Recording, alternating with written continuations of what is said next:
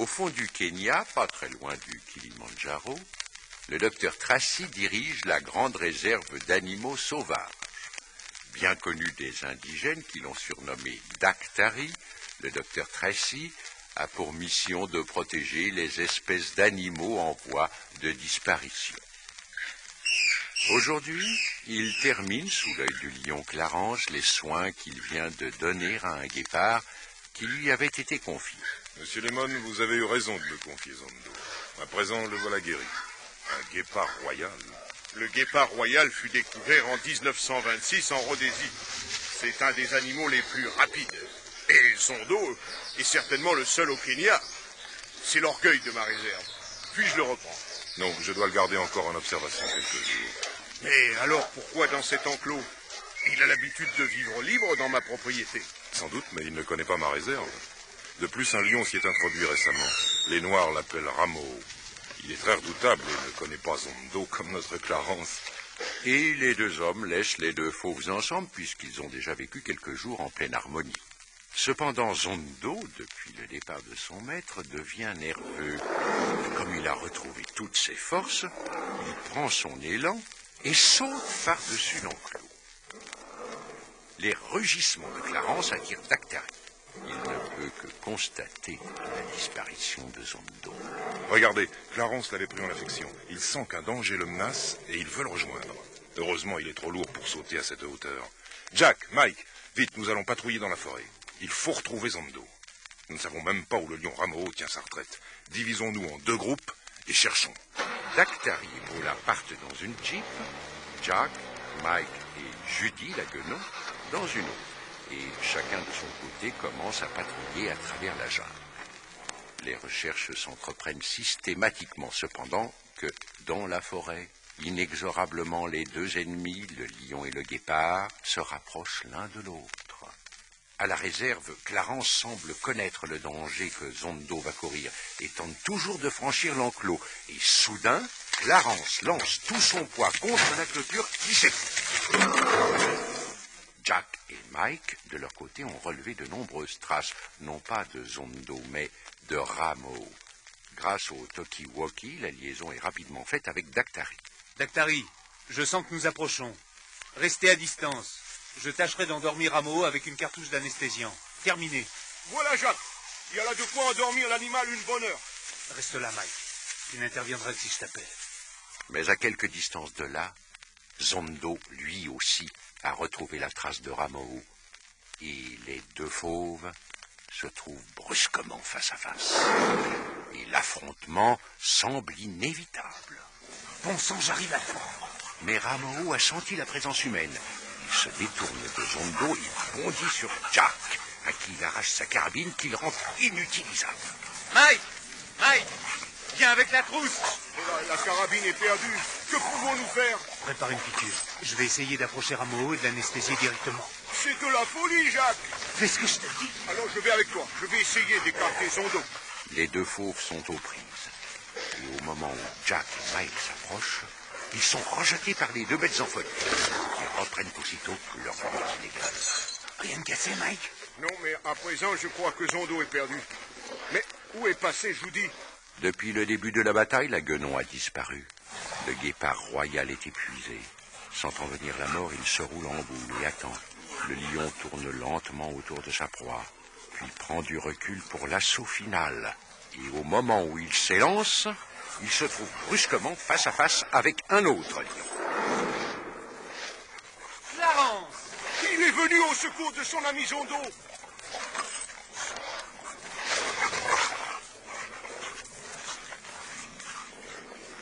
Déjà fatigué par sa lutte contre le guépard, Rameau se défend faiblement et bientôt, il est obligé de s'enfuir, laissant Clarence maître du terrain.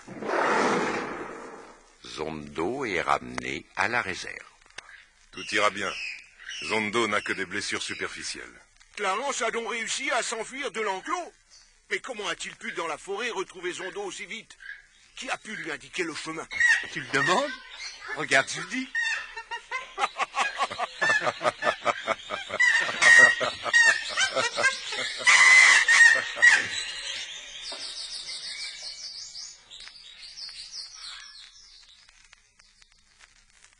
Officier de l'armée anglaise, le major Headley est chargé de la surveillance et de la protection de la réserve de Daktari. Et ce matin, il fait une ronde sur les bords de la rivière Kanao en compagnie de Jack et de Mike. Ils aperçoivent une pirogue qui remonte le courant, conduite par deux individus inconnus. La rivière étant dans les limites de la réserve du docteur Tracy, la pêche et la chasse y sont formellement interdites. Headley interpelle les deux hommes qui tentent de s'éloigner rapidement. Une minute! Que transportez-vous dans ces sacs? Ouvrez-les! Mais les deux hommes font une manœuvre pour s'éloigner et s'empêtent au fond de lianes qui bordent la rivière. Nous sommes perdus. Nous n'avons pas l'embarras du choix. Laisse-moi faire, Andrew. Mais les cris de l'altercation ont réveillé les guépards qui se précipitent sur les occupants du bateau. Powell, les guépards, abandonnons la pirogue. Il n'y a que cette solution. Les fauves sautent dans l'embarcation au moment où les hommes se jettent à l'eau. Dépêchons-nous de gagner l'autre rive. Les guépards ne se jetteront pas à l'eau. Regarde, ils partent de la pirogue. Les guépards n'aiment pas loin. Un peu plus tard, Headley et ses compagnons arrivent sur les lieux de l'incident. Regardez, ils ont dû être attaqués par les guépards et s'enfuir à la nage. Nous allons enfin savoir ce que contiennent ces sacs. Jack récupère deux sacs qui sont restés au fond de la pirogue. Non, c'est pas possible. De l'or? En effet, les sacs sont bourrés de poudre et de pépites d'or. Et dès le lendemain matin, les indigènes trouvent un peu partout dans le lit de la rivière des traces d'or. La nouvelle se répand rapidement et à la réserve de Daktari, cette information est une source d'inquiétude. Cette fois, toute la région est en fièvre. On a vraiment trouvé de l'or dans la rivière Kanao. S'il en est ainsi, nous n'aurons plus qu'à plier bagages. Mais enfin, la réserve nous appartient. Nous avons la loi pour nous. Alors, dès que surgit la fièvre de l'or, il n'y a plus de loi qui tienne. On s'arrangera pour nous exproprier. Mais cette brusque découverte intrigue beaucoup Jack. Et il a du mal à s'imaginer que les deux individus qui transportaient des sacs d'or dans leur pirogue aient pu faire une récolte semblable de métal précieux en aussi peu de temps. De l'or par ici, ça me paraît tout de même suspect. Viens, Judy. Nous allons essayer de retrouver les deux gars de l'autre jour. Et prenant une jeep, Jack et Judy partent en exploration dans la brousse. Comme d'habitude, Judy touche à tout. Laisse ce magnétophone, Judy. Nous ne partons pas enregistrer des cris d'animaux aujourd'hui. En longeant la rivière, Jack ne tarde pas à apercevoir dans leur pirogue les deux hommes de l'autre jour. Les voilà. Mais cette fois, leurs sacs sont vides. Suivons-les. Ils se dirigent vers ce camp. Qu'est-ce que cela signifie?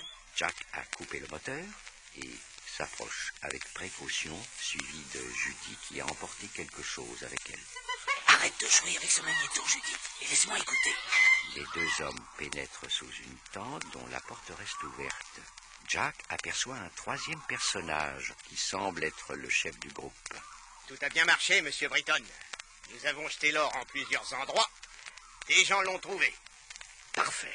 Maintenant, il faut attendre que la fièvre monte. Des prospecteurs vont venir, ils achèteront le terrain à très gros prix au gouvernement, Daktari sera exproprié, et quand on s'apercevra qu'il n'y a en fait pas un gramme d'or, j'obtiendrai enfin cette réserve pour une bouchée de pain. Jack, atterré, suit toute la conversation. Bricktown, ce fameux chasseur richissime qui avait plusieurs fois voulu acheter la réserve.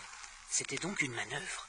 Mais aux alentours, les félins ont senti la présence humaine. Et les cris de Judy préviennent Jack, juste au moment où un guépard s'apprêtait à lui bondir sur les épaules. Pour échapper au guépard, Jack se voit contraint de s'enfuir dans la clairière et se trouve ainsi nez à nez avec les trois hommes. Quel est cet homme? Je le reconnais. Il était avec le garde. Il nous épiait. Mais en l'air! Vous êtes notre prisonnier. Votre manœuvre ne durera pas longtemps, Bricktown.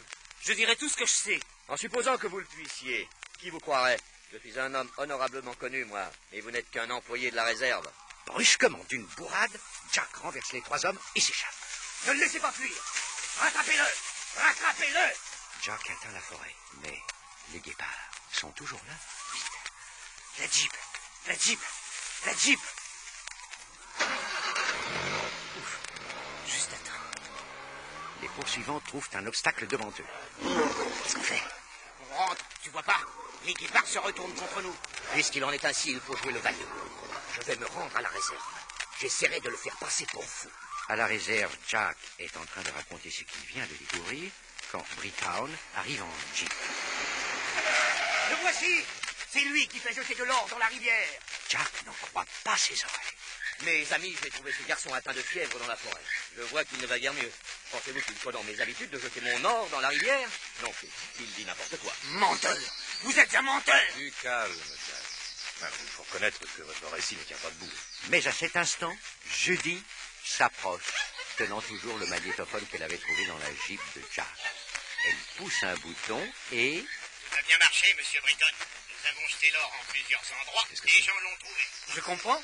Judy, en jouant avec le magnéto, a enregistré la conversation de Britton avec ses complices. Voilà la preuve. Vous allez reconnaître sa voix. Dactari sera exproprié, et quand on s'apercevra qu'il n'y a en fait pas un gramme d'or, j'obtiendrai enfin cette réserve pour une bouchée de pain. Vous voyez que je disais vrai. Eh bien, Monsieur Brittown, qu'avez-vous à ajouter? Rien. J'ai engagé une forte mise et j'ai perdu. Je suis un joueur, et je reconnais mes défaites. Vous pouvez m'arrêter. Mais si un jour je suis libéré, veillez bien sur cette guenon. Elle ne durera pas longtemps au bout de ma carabine. Dans la journée, les complices de Brittown sont arrêtés à leur tour et le calme est revenu dans toute la région. À la réserve, un grand soulagement a succédé à l'inquiétude. Quand je pense que vous ne me croyez pas, et que sans ce magnéto... Oh, pardon, j'oubliais Judy.